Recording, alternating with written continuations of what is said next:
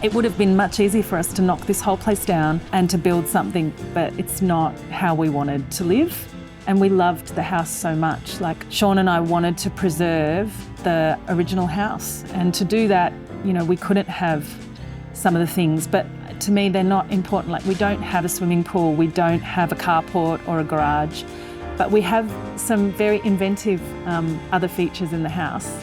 We just can't fit a car into it.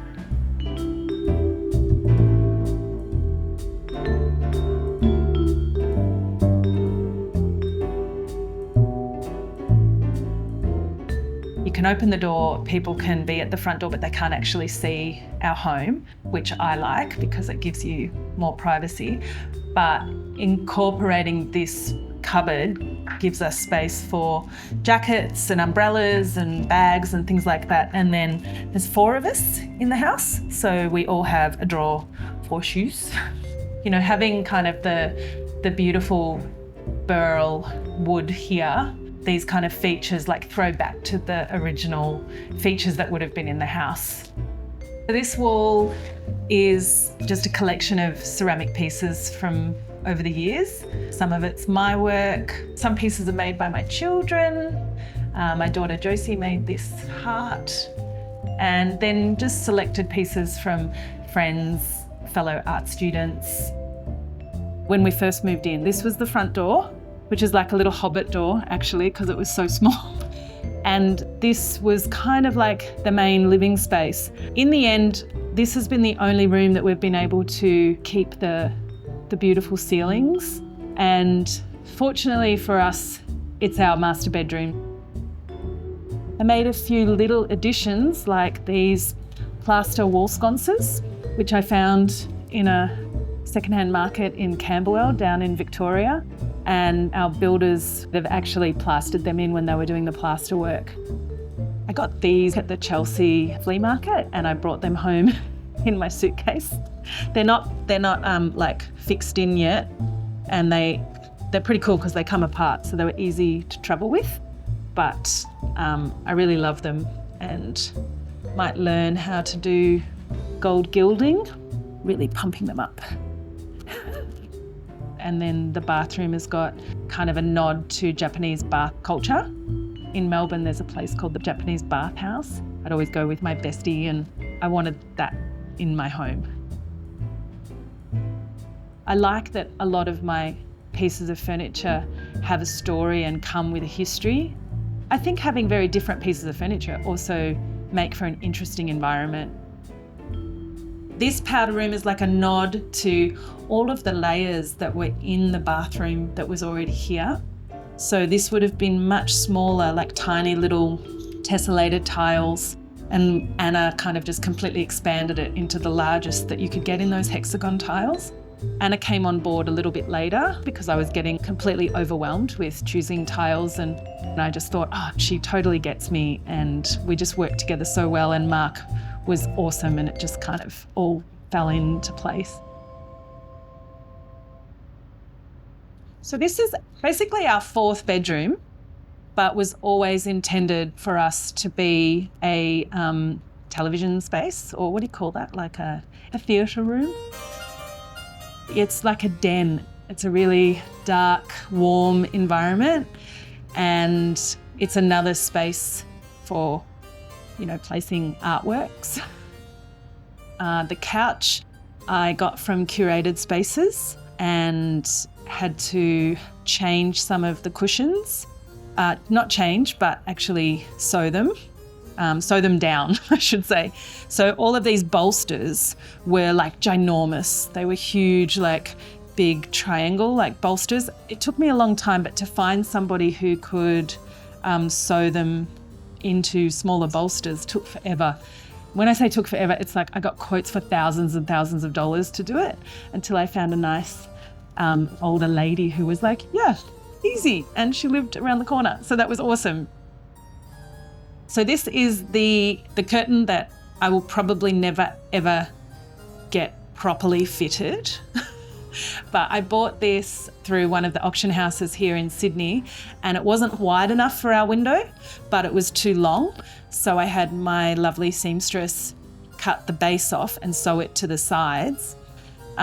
It's actually portraits from the Sistine Chapel, and it's a vintage pattern from the 1980s. Maybe I will get it hung properly one day, maybe.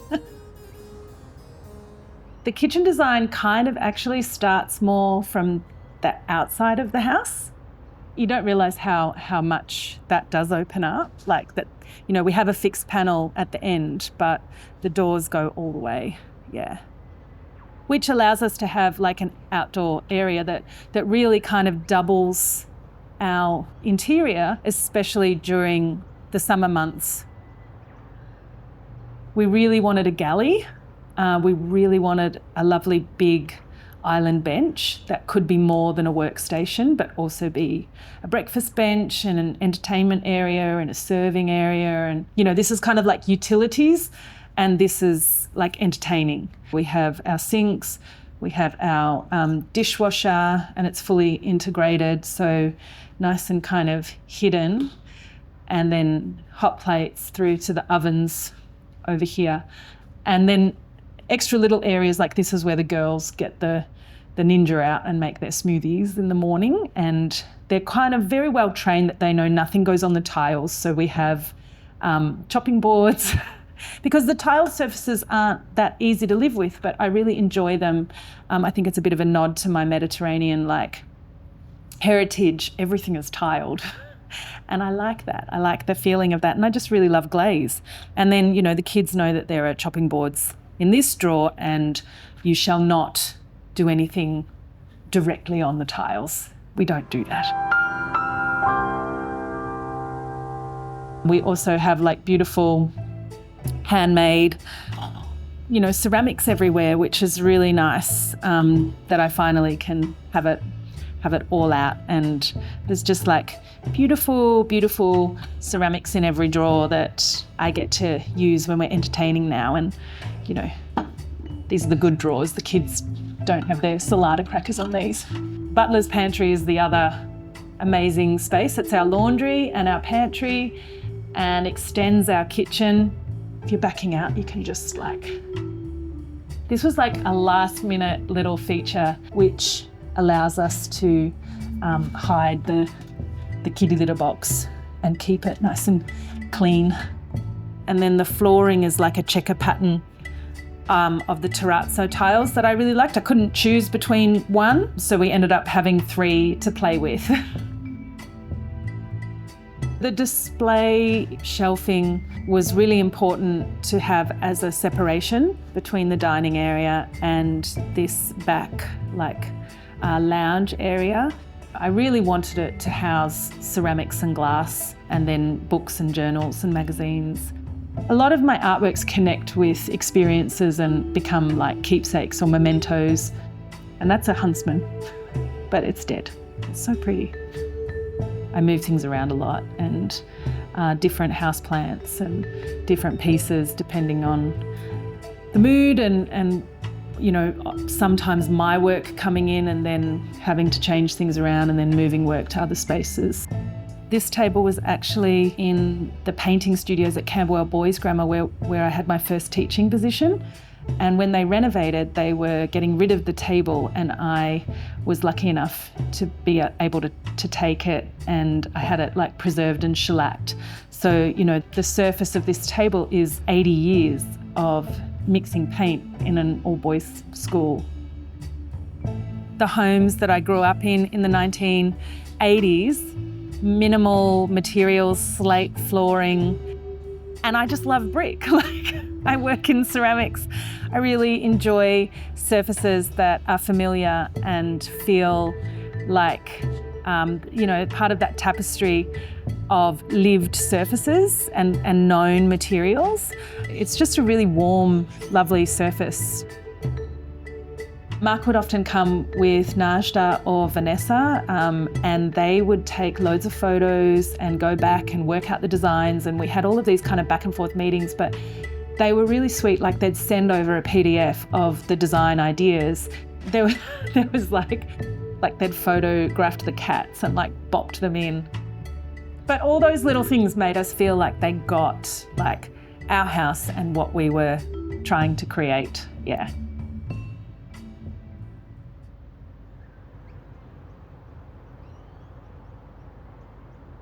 you know, I'm primary carer, so to accommodate being able to work around raising my daughters as well was really important. And this gives me, you know, like quite a lot of freedom. Plus my work is very time sensitive and time consuming. So to be able to kind of come and work after dinner or in the middle of the night or, you know, just a bit in the morning and then take the kids to school or do whatever I needed to do was really important. And also from inside the house, you can't really tell there's a studio here. So it's quite private and doesn't intrude or take away anything from the house. I like making things like really spiky and like a rose thorn, you know, like roses are so beautiful, but you've got those thorns there, you know, that can hurt. It's the same with this. It's all so beautiful, but it's very fraught with danger. As with most things that are beautiful, there's always some kind of edge to it. You know, I think it moves from being like princess dream to, you know, maleficent nightmare very easily. The architect originally specified a brick that was dimension greater than what this is, only because that was what was available at the time, until we got to the point where we had to place an order to get them delivered, to which we found out there was a manufacturing issue with bricks at the time. So then we had to change the approach and buy what bricks were available and cut them in half to make it work with all the transition points, because we had tiles, bricks, timber floor, the sliding door, and then bricks outside as well. So it was a mission to be seamless throughout. So yeah. The build process, it's the psychological involvement you have with budgets, time constraints, everything. 1, 2, oh! No, don't push the cake, that one's done. You can't see his smile on his face. We've got a good network of guys around us, but still everything is always, all right, well, this job now is, you know, a mosaic tiled bench top that requires an aluminium powder coated frame that sits on, well, oh yeah, what does it sit on? Well, we have to make a structure for, like a sub base for it. And then, yeah, but in the end, yeah, once it comes together, we walked in the door now and I was like, this place looks awesome. Yeah. It's actually like, it's lived in well. Like it almost looks like the same when we walked away from it, literally.